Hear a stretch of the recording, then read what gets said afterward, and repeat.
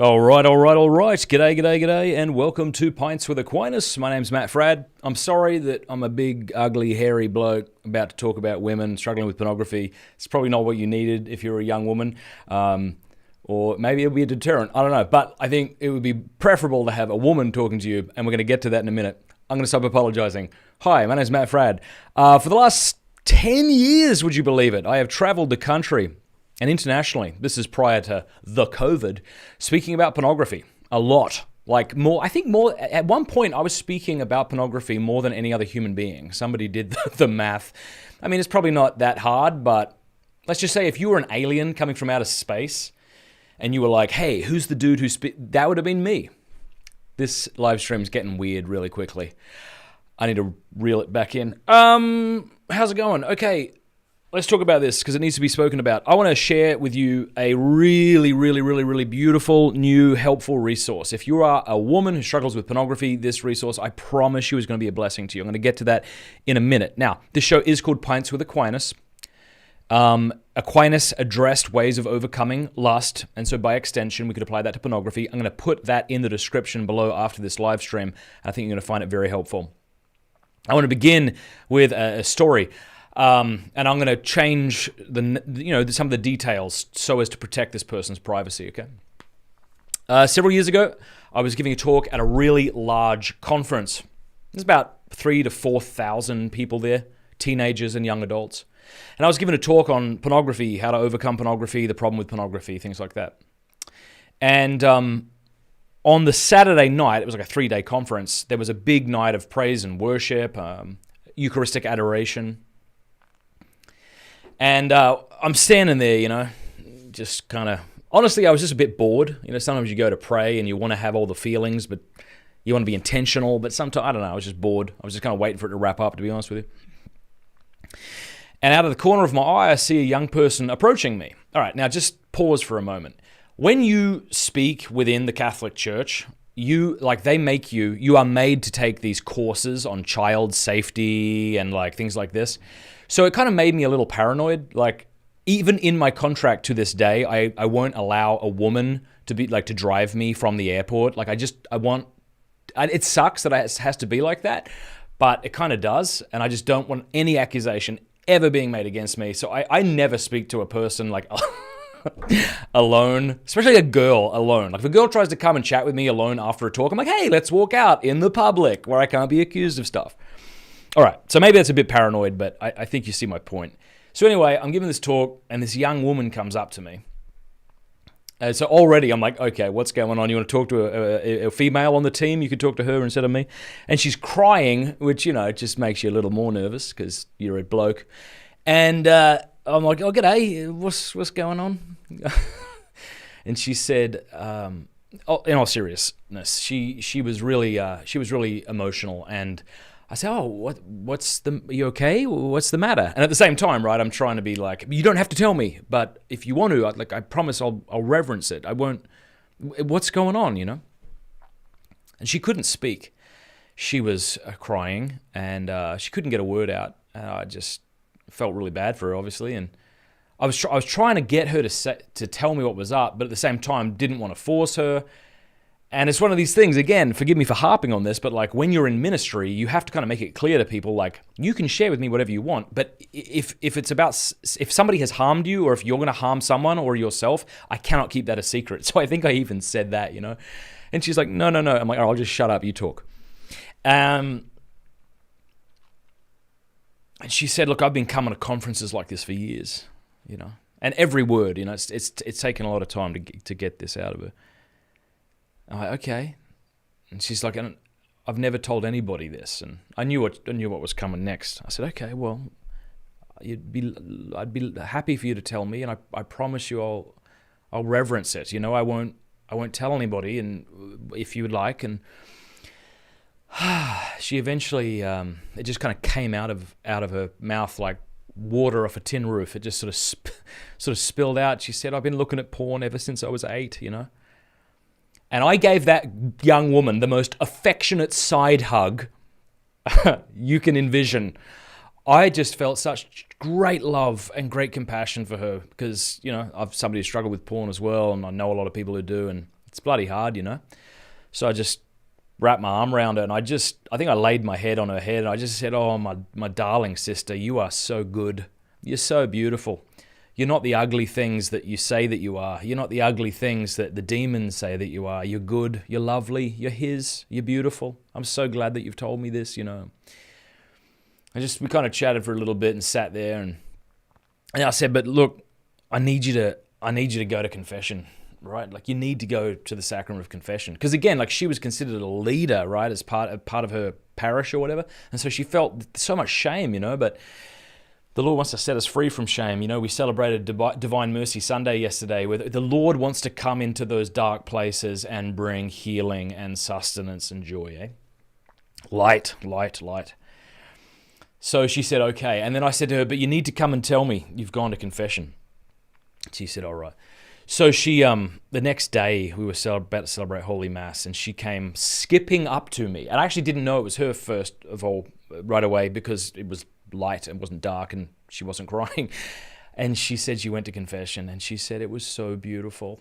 And she said the priest was so compassionate. I just want to say this. There is a special place in heaven for priests who are gentle with women who struggle with pornography in the confessional.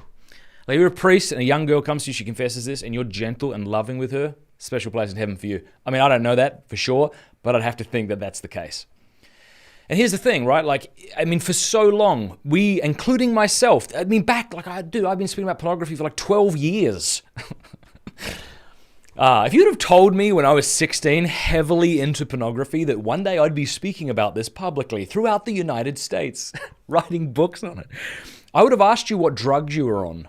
And to quote Lars Ulrich from A Year and a Half in the Life of Metallica, I would have said, "And would you share some of those drugs?" Like, I would not have known how to respond to that. But here we are. Anyway, what was the point? I forget. Oh yeah.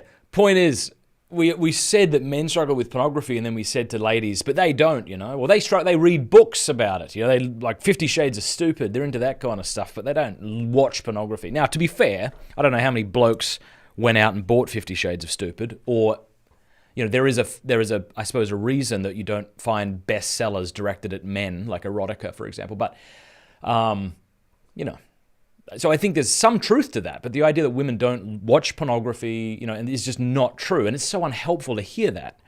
I mean, if you're a bloke and you find that hard to understand, I mean, like, pornography is a shameful enough sin as it is, and so to be told, yeah, you shouldn't struggle with that, you're like, well, thanks, because I do, and now I just feel even more awkward. So obviously women struggle with pornography, and there is an awesome resource that just came out that I want to tell you about.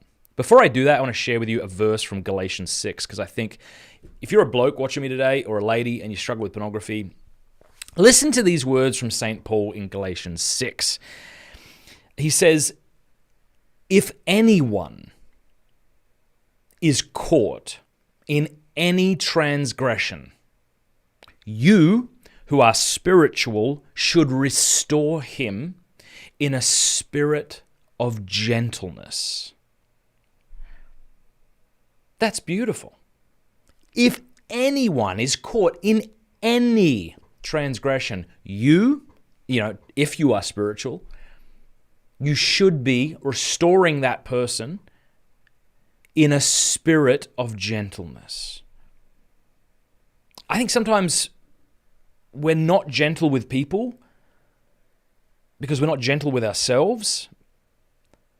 Maybe we sort of project onto other people what we hate in ourselves, and we end up roaring at people and condemning people, you know? But it would seem to follow if we ought to be gentle with others, if they're caught in any kind of sin. And now, what does gentleness mean? Gentleness doesn't mean permissive, right? It doesn't mean like, hey, keep sinning. Think about what our Lord does when he encounters the prostitute. Where is that? John 8? Is it John 8 or John 4? I always get those mixed up. Anyway, he doesn't say to her, hey, no worries, you know. Cheers. Have a beer for me. Australian Jesus. No, he says, who condemns you? No one condemns you. So he's gentle with her. And then he says, go sin no more, because that's honestly the gentle option, because sin always hurts. Sin never helps. And so to be gentle with someone is not going to be, hey, keep doing what you're doing. It's going to be to gently restore them. That's the word St. Paul uses there. You who are spiritual should restore him or her in a spirit of gentleness. So again, if we ought to restore others in a spirit of gentleness, no matter the transgression they are caught in, same thing applies to ourselves. We have to be gentle with ourselves. Now, don't take my word for it. Here is a beautiful quotation from St. Francis de Sales. And I speak this to you, my dear sister, if you are caught in pornography or masturbation or whatever, or if you're a bloke. Have patience with all things, but chiefly have patience with yourself.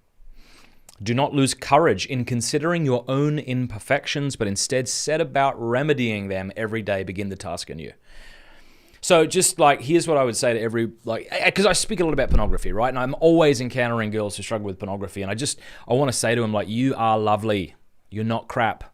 You're not a freak. You're not a dude caught in a woman's body. You know, I have women say that to me, like, maybe I'm just like a guy in a woman's body or something, which is not possible. But it's the idea, right, that they think that that's the only reason I could be struggling with porn, because everyone says women don't struggle with porn. You're lovely. You're beautiful. You're good.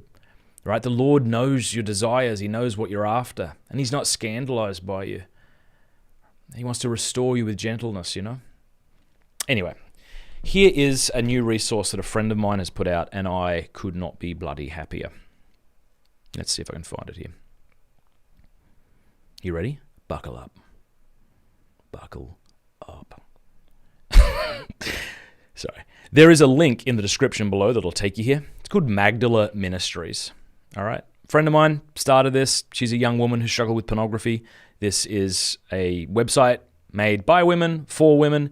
And what's really cool is you can join a video small group. So if you were to click here and just read through this, it talks about if you're ready to find community and accountability with other women, tell us a bit more.